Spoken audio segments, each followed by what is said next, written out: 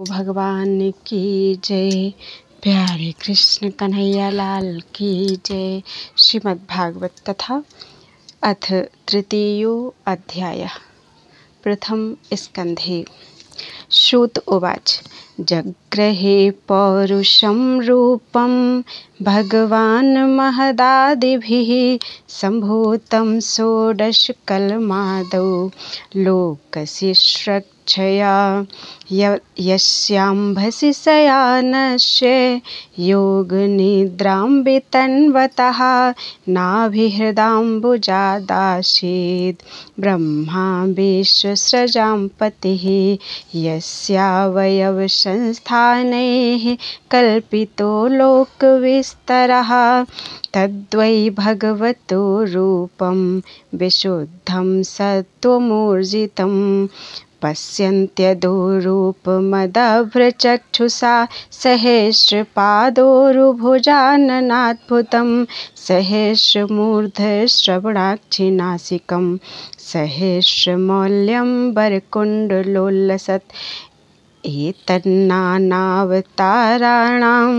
निधानं बीजमव्ययं यस्यांशांसेन सृज्यन्ते देवतिर्यङ्गनारादयः स एव प्रथमं देवः कौमारं सर्गमस्थितः चचार दुश्चरं ब्रह्मचर्यम् अखण्डितं द्वितीयं तु भवायास्य रसातलगतां महीम् उद्धरिष्यन्नुपादत्त यज्ञेयशौकरं वपुः तृतीयं ऋषिसर्गं च देवर्षे त्वमुपेत्य सः तत्रं सात्वतमाचष्ट नैष्कर्म्यं कर्मणां यतः तुर्ये धर्मकलासर्गे नरनारायणावृषि भूत्वात्मोपशमोपेतं करोत् दुश्चरं तपः पञ्चमः कपिलो नाम सिद्धे सह कालविप्लुतं प्रोवाचासुरये सांख्यं तत्त्वग्रामविनिर्णयं षष्ठे अत्रेर्पत्यत्वं व्रतः प्राप्तो न सूयया आन्वीक्षिकीमलर्काय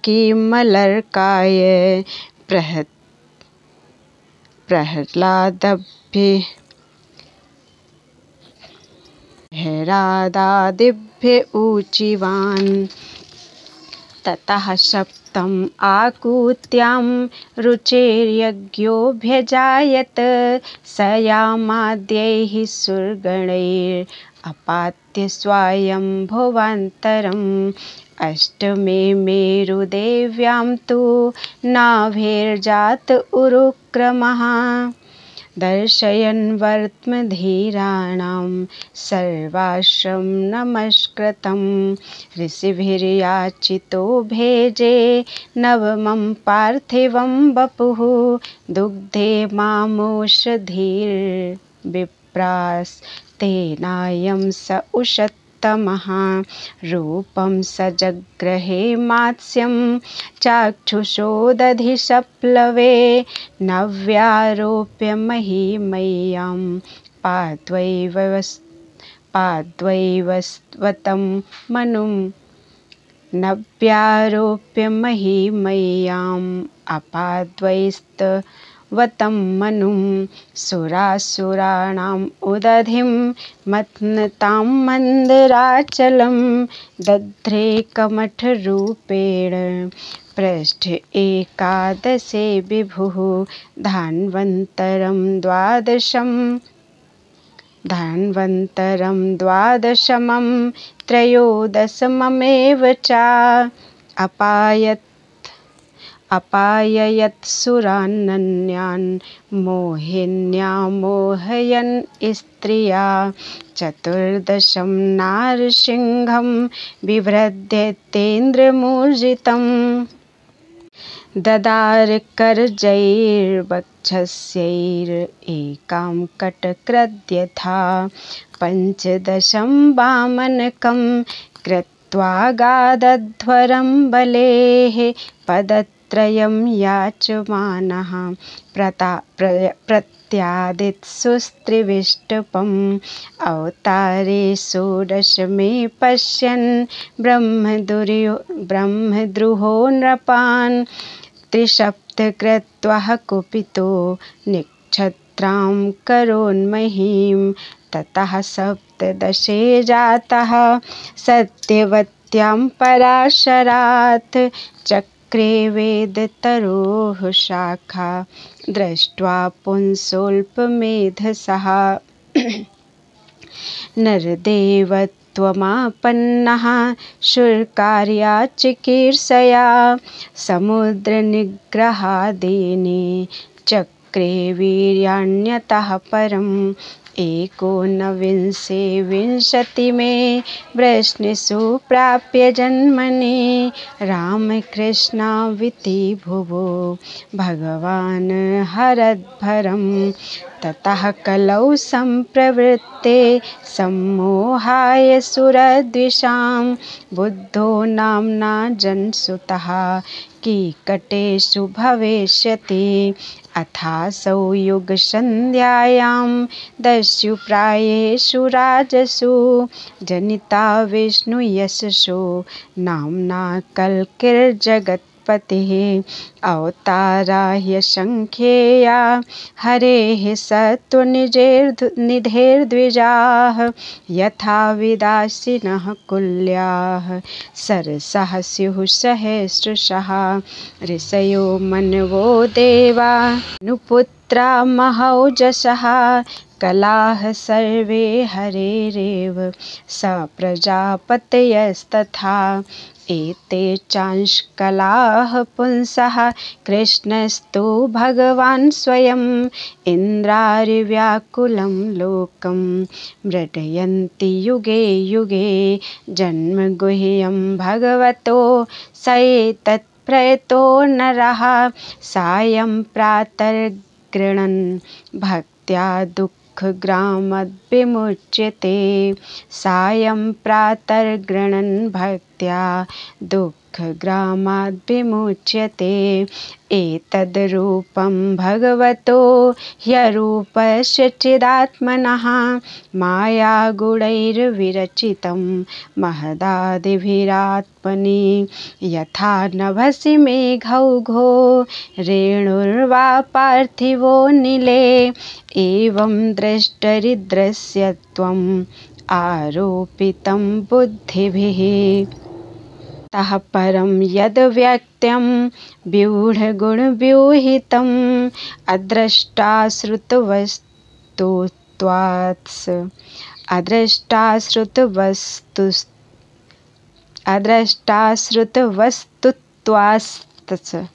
जीवो यत्पुनर्भवः यत्रेमे सत्सद्रूपे प्रतिसिद्धे स्वसंविदा अविद्ययात्मनि कृते इति तद् ब्रह्मदर्शनं यद्देशो परता देवी माया वै शारदी मतिः सम्पन्न एवेति विदुर्महिम्नि स्वे महीयते एवं जन्मानि कर्माणि ह्यकर्तुर्जनस्य च वर्णयन्ति स्म कवयो वेदगुह्यानि हृत्पते स वा इदं विश्वमोघलीलः सृजत्यवत्यति न सज्जतेऽस्मिन् तेषु चान्तर्हित आत्मतन्त्रः षड्वर्गिकं जिघ्रति षड्गुणेशः न चास्य कश्चिन्निपुणेन धातुरेवैति जन्तुः कुमनीष ऊतिः नामानि रूपाणि मनोवचोभिः सन्तन्वतो नटचर्यामिवाज्ञः सवेद धातुः पदवीं परस्य दुरन्तवीर्यस्य तस्य रथाङ्गपाणेः यो मायया सन्ततयानुवृत्त्या भजेत् तत्पादसरोजगन्धम् अथेह धन्या भगवन्त इत्थं यद्वासुदेवेऽखिललोकनाथे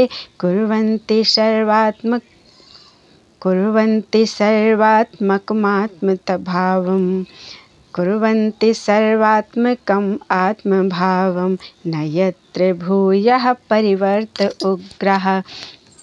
इदं भागवतं नाम पुराणं ब्रह्मसंहितं उत्तम श्लोकचरितं चकार भगवान् ऋषिः निःश्रेयसाय लोकस्य धन्यं स्वस्यत्ययनं महत् तेदिदं ग्राहयामास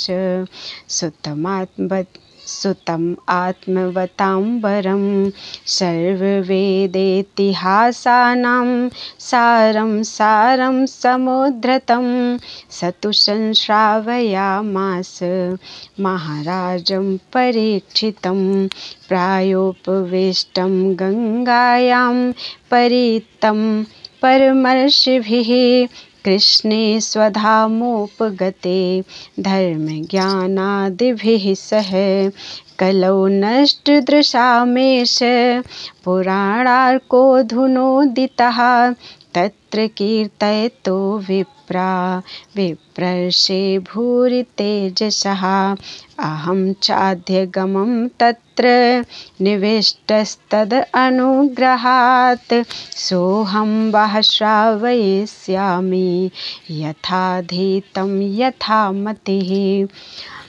इति श्रीमद्भागवते महापुराणे पारमहंस्यां संहितायां प्रथम स्कन्धे नैमिषीय उपाख्याने तृतीयो अध्यायः। बोलो वृंदावन बिहारी लाल की जय। अथ चतुर्थो अध्यायः। व्यास उवाच इति ब्रुवाणं संस्तूये मुनीनां दीर्घसत्रिणां वृद्धः कुलपतिः सूतं बहव्रचः शौनको ब्रवीत्। शौनक उवाच सूत महाभाग वदनो वदताम्बर कथां भागवतीं पुण्यां यदाह भगवान् शुकः कस्मिन् युगे प्रवृत्तेयं स्थाने वा केन हेतुना कुतः संचोदितः कृष्णः कृतवान् संहितां मुनिः तस्य पुत्रो महायोगी समदृङ् निर्विकल्पकः एकान्तमतिरुन्निद्रो गूढो मूढ इवेयते दृष्ट्वानुयान्तमृषिमात्मजमप्यनग्नं दिव्यो ह्रिया परिदधुर्नसुतस्य चित्रं तद्वीक्ष्य पृच्छति मुनौ जगदुस्तवास्ते स्त्री पुंभिदा न तु सुतस्य विविक्तदृष्टेः कथमालक्षितः पौरेः सम्प्राप्तः कुरुजाङ्गलान् उन्मत्तमूकजडवद विचरन् गजसाह्वये कथं वा पाण्डवेयस्य राजर्षे मुनिना सह संवादः सम्भूतात् यत्रैषा सात्वती श्रुतिः सगोदोहन्मात्रं हि ग्रहेषु ग्रहमेधिनाम् अवेक्षते महाभागस्तीर्थे कुर्वंस्तदाश्रमम् अभिमन्युश्रुतं सूत प्राहुर्भागवतोत्तमं तस्य जन्म महाश्चर्यं कर्माणि चाग्रहीणिनः ससम्राट् कश्यपो हेतोः पाण्डूनां मानवर्धनः प्रायोपविष्टो गङ्गायां नादृत्याधिराट् श्रियं नमन्ति यत्पादनिकेतमात्मनः शिवाय हानीय धनानि शत्रवः कथं सवीरः श्रियमङ्गदुस्त्यजां युवैश्यतो सृष्टुमहो महासुभिः शिवाय लोकस्य भवाय भूतये य उत्तम श्लोकपरायणा जनाः जीवन्ति नात्मार्थमसौ पराश्रयं मुमोच निर्वेद्य कुतः कलेवरं तत्सर्वं नः समाचक्ष्व पृष्टो यदि किञ्चन मन्ये त्वां विषये वाचां स्नातमन्यत्र छान्दसात् सूतवाच द्वापरे समनुप्राप्ते तृतीये युगपर्यये जातः पराशराद्योगी वासव्यां कलया हरेः स कदाचित् सरस्वत्या उपस्पृश्य जलं शुचि विविक्तदेश आसीन उदिते रविमण्डले परावरज्ञः ऋषिः कालेनाव्यक्तरंहसा युगधर्मव्यतिकरं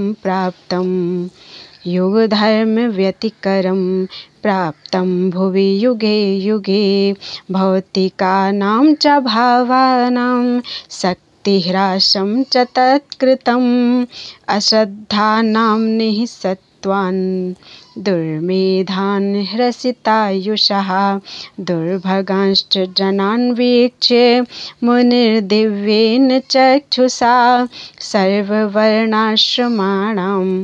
यत्तद्योहितमोघदृक् चातुर्होत्रं कर्म शुद्धं प्रजानां वीक्ष्य वैदिकं व्यदधाद्यज्ञसन्तत्यै वेदमेकं चतुर्विधं ऋग्यजुःसामाथर्वाख्या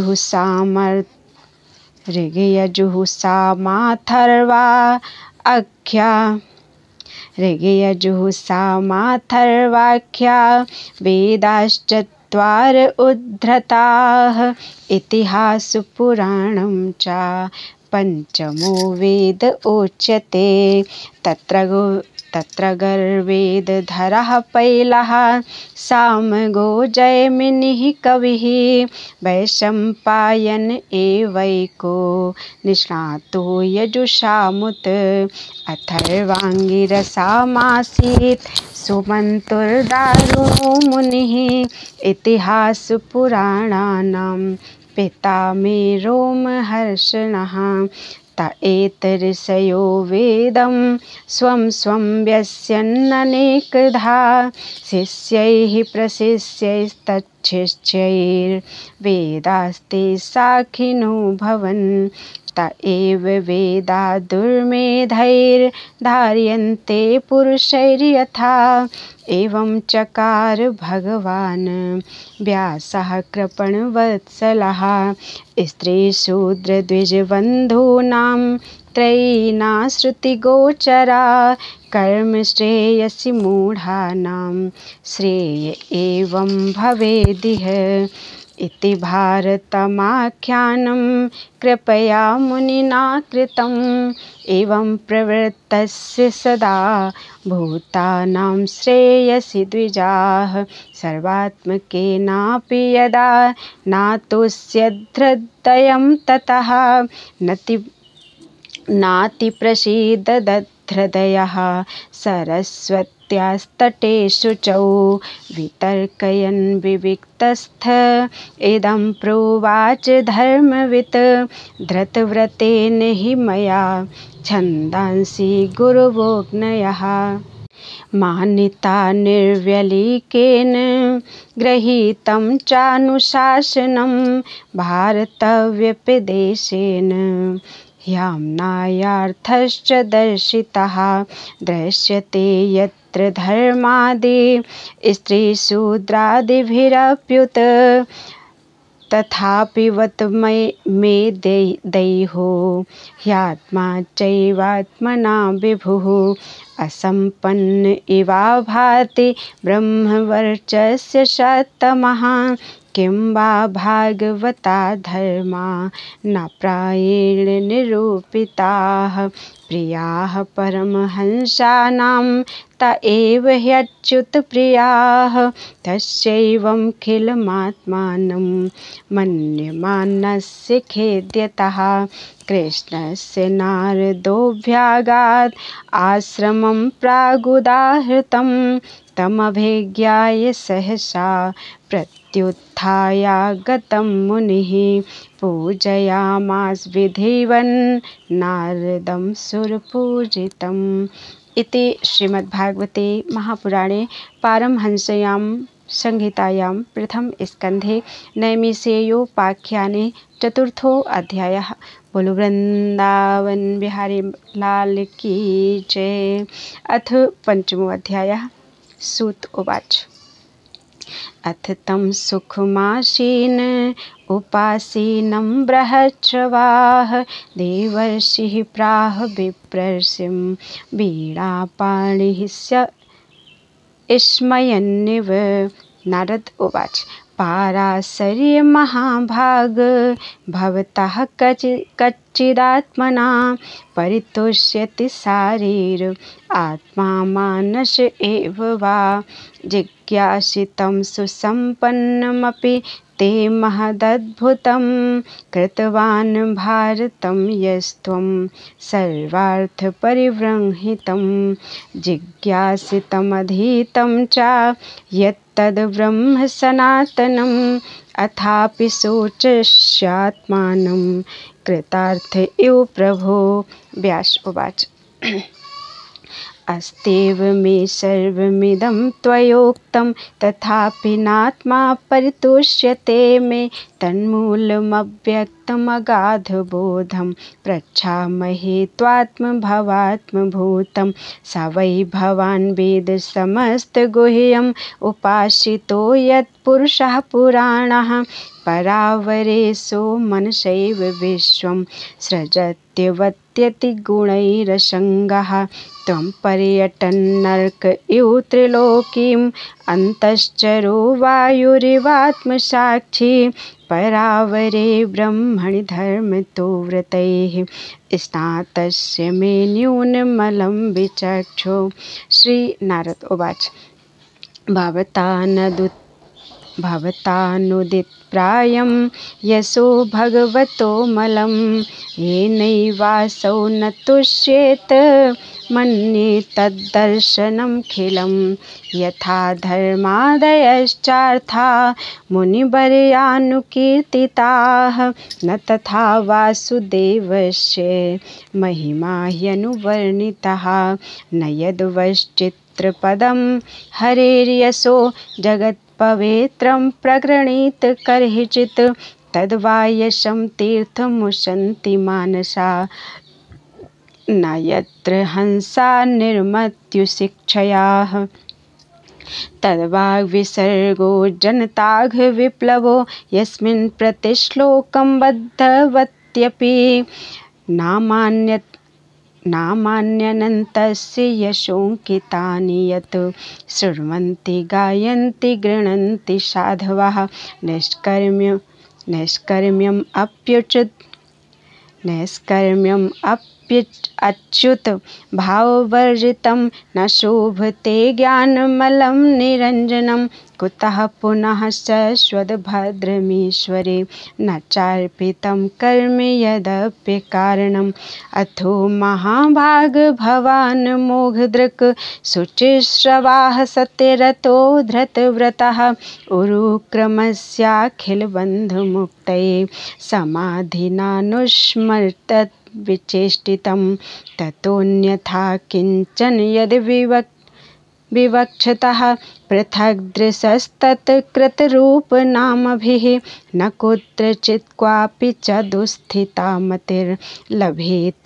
वाताहतनौरिवास्पदम् जुगुप्सितं धर्मकृतेऽनुशासितः स्वभावरक् तस्य महान् व्यतिक्रमः।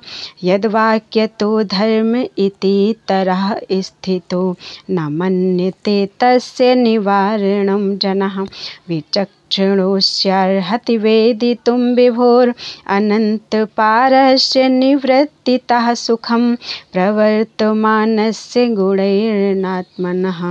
ततो भवान् दर्शय चेष्टितं विभोः त्यक्त्वा स्वधर्मं चरणाम्बुजं हरेर्भजन्नपक्वोऽथ पतेत्ततो यदि यत्र क्व वा भद्रं भूतमुष्ये किं को वार्थ आप्तो भजतां स्वधर्मतः। तस्यैव हेतोः प्रयतेत कोविदो न लभ्यते यद्भ्रमतामुपर्यधः। तल्लभ्यते दुःखवदन्यतः सुखं कालेन सर्वत्र गभीररंहसा। न वै जनो जातु कथञ्चनाव्रजेन् मुकुन्दसेव्यन्यवदङ्गसंसृतिं स्मरन् मुकुन्दाङ्घ्रयूपगुहनं पुनः। स्मरन् मुकुन्दाघ्रयूपगुहनं पुनर्विहातुमिच्छेन् रसग्रहो यतः। इदं हि विश्वं भगवान् निवेतरो यतो जगत्स्थाननिरोधसम्भवा। तद्धि स्वयं वेद भवांस्तथापि वै प्रादेशमात्रं भवतः प्रदर्शितं। त्वमात्मना आत्मानं वेह्य मोहदृक् परस्य पुंसः परमात्मनः कलाम् अजं प्रजातं जगतः शिवाय तन्महानुभावाभ्युदयो अधिगण्यताम्।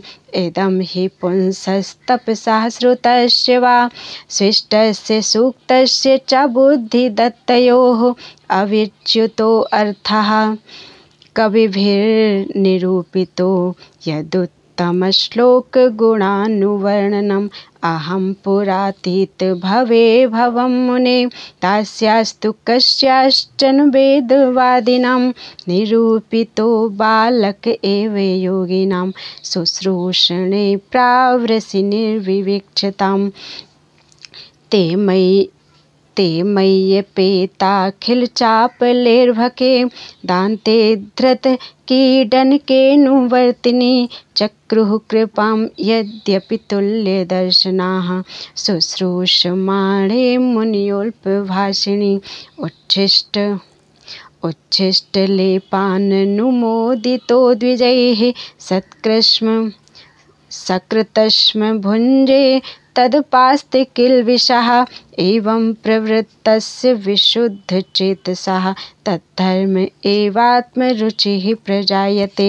तत्रान्वहं कृष्णकथाः प्रगायताम् अनुग्रहेणाश्रवं मनोहराः। ताः श्रद्धया मेनुपदं विशृण्वतः प्रियश्रवस्यङ्गममाद्भवेद्रुचिः। तस्मिंस्तदा लब्धरुचिर्महामुने प्रियश्रवस्य खलितामतिर्मम। ययाहमेतत् सदसत्स्वमायया पश्ये मयि ब्रह्मणि कल्पितं परि। इत्थं शरत्प्रावृषिकाव्रतु हरेर्विशृण्वतो मेनुसवं यशोमलं संकीर्त्यमानं मुनिभिर्महात्मभिर्भक्तिः प्रवृत्ता आत्मरजस्तमोपहा।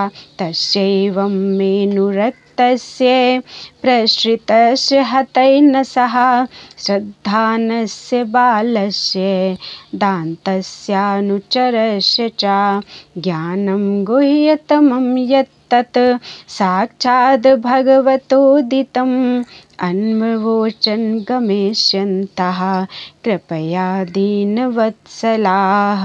येनैवाहं भगवतो वासुदेवस्य वेधसः मायानुभावं विदं येन गच्छन्ति तत्पदम्। एतत् संसूचितं ब्रह्मम् सूचितं ब्रह्मस् तापत्रयचिकित्सितं यदीश्वरे भगवते कर्म ब्रह्मणि भावितम् आमयो यश्च भूतानां जायते येन सुब्रत तदेव ह्यामयं द्रव्यं न पुनाति चिकित्सितम् एवं नृणां क्रियायोगाः सर्वे संश्रुतिहेतवः त एवात्मविनाशाय कल्पन्ते कल्पिताः परे यदत्र क्रियते कर्म भगवत्परितोषणं ज्ञानं यत्तदधीनं हि भक्तियोगसमन्वितं कुर्वाणा यत्र कर्माणि भगवत इच्छया सुकृत गुणन्ति गुणनामानि कृष्णस्यानुस्मरन्ति च नमो भगवते तुभ्यं वासुदेवाय धीमहि प्रद्युम्नाय अनिरुद्धाय नमः संकर्षणाय च इति मूर्त्यभिधानेन मंत्रमूर्तिं मूर्तिकं यजते यज्ञपुरुषं सा सम्यग् दर्शनः पुमान् इमं स्वनिगमं ब्रह्मन् न वेत्य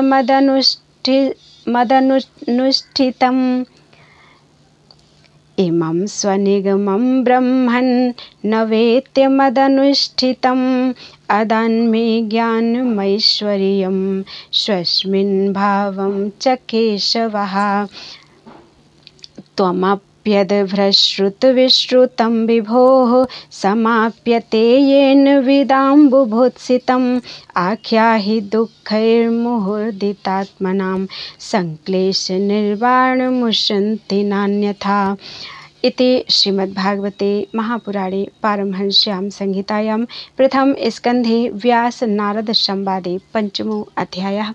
बोलो वृंदावन बिहारी लाल की जय। त्वदीयं वस्तु गोविंदं तुभ्यमेव समर्पयेत्। सुखदेव जी महाराज की जय। व्यास जी महाराज की जय। अपने गुरु माता पिता की जय। आज के आनंद की जय। जय जय श्री सीताराम। जय जय श्री राधे। हर हर महादेव।